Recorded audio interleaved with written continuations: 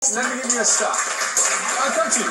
Let me give you a statistic on that very point. A student this week with no previous convictions was jailed for 6 months for stealing bottles of water worth £3.50. Jim Devine, ex-Labour MP, got 4 months in jail for £8,000 worth of expenses fraud. And this is what I was going to say. Does that make sense to you? No, it doesn't. The word of there is no justice in that. Again, it goes back to proportionality. There is no justice. Okay, no, I promise the gentleman to speak. I'll come to him. Yeah, sir, yeah, go ahead. Yeah, well, no, the gentleman is sorry. Sorry, just jumping back to what we were talking about before. Gentleman up there is talking about Deacon. Gentleman who's in Kilo, I'm sorry, I forgot your name. You're talking about community. And Sean, you're talking about the big society. An unpopular view, but I think the government are onto something with their big society. The problem is, they don't know how to talk about it. They're not articulating it. You're the ambassador. You're talking about belonging. It seems like we're all talking about community and family.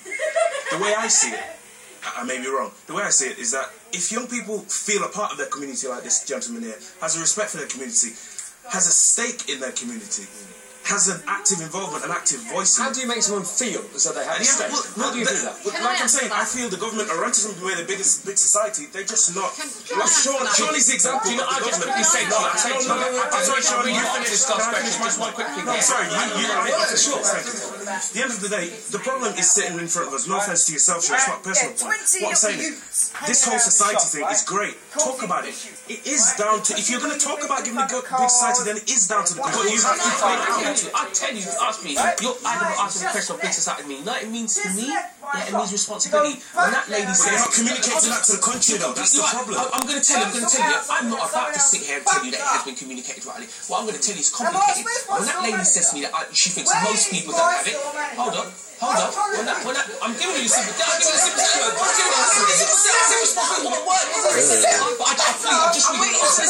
What is a big society and what does responsibility? That word right there. Let me tell this lady. I'm just trying to answer your question. Yeah. Firstly, I believe it's a minority of people who don't have that support. No. Hold on. I'm entitled to my view. How can you say that? It's a minority. It's growing. It's been growing for years. Can I just say the connection between all this, what that gentleman was saying at the back there, the people who helped the police get the peace back onto our streets in Walthamstow and the calm have been the youth workers and the outreach workers who've been out every night we don't get police trying to get them to come off the street. The young people, the outreach workers are from all organisations. All this year they've had their funding cut, and yet when my community needed them, they were out there. The big society is also about us within the government taking responsibility. What we're trying to say is this is a class system here. We do not get the police service. Okay. Yeah, go on. Yeah, we don't get to police service, we get to police force. This is all about a class system here, yeah? It's all about a biased class system. Let me speak, please. It is about a biased class system, yeah? Which is about economic slavery, social exclusion, poor media representation, stereotypes. We basically have not got a say here. At the end of the day, we're not part of the Old Boys Network. We never went to Eton. A lot of people that on ground level, there is a lot of people, a lot of young people that are doing a lot to help their community, but the government are basically cutting all the funding for youth services, children's services. Basically, we have nothing. They're not cutting all the funding, but they are cutting some funding. Do you know who's actually getting the funding? Who's getting the funding is middle class people that come from other boroughs and actually apply for the funding, and the people that are in the community that want to actually run projects within the community are finding it hard. Please explain to me why that is. Can I read some comments? Hang on. Can I just say? Wait. I'm going to read some comments on Twitter that come in. Give me 1 second. We have Thomas Hughes has tweeted us. He says, I'm 18 and I see that the riots were the only way to get heard. The government has no outlet for our generation. No. It's his opinion. It's not mine. Dale Rankmore says the riots in London are nothing more than mindful violence. No excuses. The youth in the UK, it must be mindless, in the UK wouldn't know what it is to have nothing. Let's go to... Can I just... No, because I'm going to go to a different question in the audience. It brings us on to parenting, so it's an important question.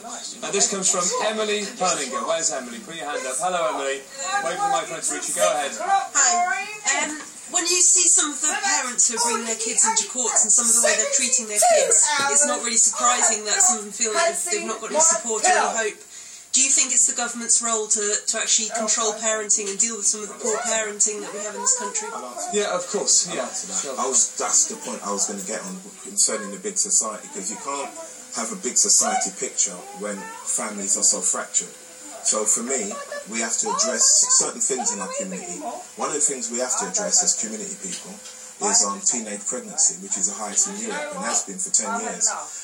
This is not an attack on women, on any young person as well, but the fact is, a 14-year-old girl or 16-year-old boy are not in the right frame of mind to raise a child, because they themselves are learning to be adults. They are growing up, and you're still growing up. This is not an attack.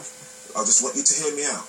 The part of the problem is, over the last 10 to 15 years, under the Labour government and now the Conservative, none of them has actually had any clue of how they're going to address teenage pregnancy. In fact, we have in this society where the government are allowing young girls to get the pill at 13 without their parents' consent. 30 years ago, that would not have ever happened. Now, I am not attacking young women. I'm trying to build a picture here. A big society can only be built when you have strong families. If you have no strong families, which then have morals and discipline and values, you cannot then feel that you're a part of something. And so part of the problem we have in this society is that, unlike what my brother's saying there, and I respect what you're saying, my brother, but unfortunately, I've lived a little bit longer than you, and there are a lot of young people who do not feel the same way that you do. And so, let me finish. That is not to say that young people can't get to where you are at. What I am trying to say here, it takes people in the community, i.e. like myself and the people sitting around this panel, unfortunately, there aren't enough men, as in adult men, responsible men, to take that role to help the community to get where it needs to get to fit into that big society. That's the question. What does the government do about it? Simple. The government needs to address teenage pregnancy first. How? Secondly, because they have to educate. They have to change the education system. You cannot. No, let me finish. I am not suggesting for 1 second that it's not a family problem. I am saying it's a family problem. But the question here is, what does the government do about that? First, they need to reverse that role about you getting the pill without the parents' consent. That has to be reversed. Let's hear from some of the rest of the panel. No, hang on, Adam, we've heard a lot from you, Kate. On this particular issue, what do we do about it? Yeah, well, I wish I had the answers. All I can say is the area I'm from, Cannock in Staffordshire, it's got one of the highest youth unemployment rates, and indeed just unemployment rates in the whole of the UK. I managed to, I suppose, improve my opportunities through education, all the rest of it, through strong parenting. I had fantastic parents. I had really good role models in school. I don't know how you create these role models and systems for those people that are perhaps lacking them, you know, within their life. People like Sheldon, perhaps. I don't have the answers. No, but the role models would kept you on the straight and narrow, you would say. Absolutely. Going back to parenting, it's a thing where, I'll be honest as well, I think, you know, as much as we kind of, you know, say this about young parents, right? I think parents, I've got to be honest as well, I think they get a bit of a hard time as well. I've got to be honest. And the reason why I say that is because, you know, governments, they keep making laws, right?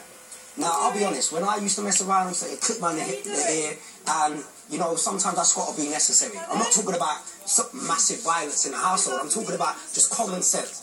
And I believe that in this country, we've gone so far the other way as in being so PC, so... Yeah, you know, we've lost PC in what way? PC in what way? PC is in... On the way down there, my mate was telling me a story. My mate was telling me a story about how, you know, the police come to his house after these riots. It was an African family, and they couldn't control the son. So the dad came and slapped his son around the head. Apparently, and I don't know if this is 100% true, this is what a friend told me, but the guy got arrested. Now, if that is true, the dad got arrested for doing that to his son. Now, what I'm trying to say is, there seems not a lot of common sense in that, because, you know, there's kids going up to their parents, and I've seen it. I've seen that. Mum, you can't do me now. You can't do me nothing, Mum. You can't do me nothing. So it's come to a point where... So one other little thing, it's come to a point where young people feel that they can't be told by anyone. Anyone. That's right. So, let me hear from the panel. Let me hear from the audience, rather. Who agrees with that? Put your hand up. We're on the same path. Okay. Okay, you have one at a time. Tell me your view. Go on. My friend said something very sort of astute. He said, if you don't fear your parents, you're not going to fear the police. And if you're from Enns, if you're from Tottenham, if you're from... It's not just... Listen, you can replace the word... Hold on. You can replace the word fear with respect. If you have no respect... I completely agree with what you've just said. At the end of the day, the Commissioner, David Cameron, everybody's on the TV saying, parents, where are your children? Make sure they're in. If you're going to take away power from them, how do you then expect them to have that level of control which you expect them to have? This is why I'm saying it goes back to what you said about fear. I'm sure nobody thinks you have to tremble in your boots to your parents. It's respect. And at the end of the day, if the government are taking the power away from the parent, how do they expect children to respect their parents? Well, this lady here, you've been waiting for a while. It's not the only power. Hang on. Yes. Hello. I would like to say, can everyone stop putting emphasis on teenage parents? This is not the reason it's happening. And kids under...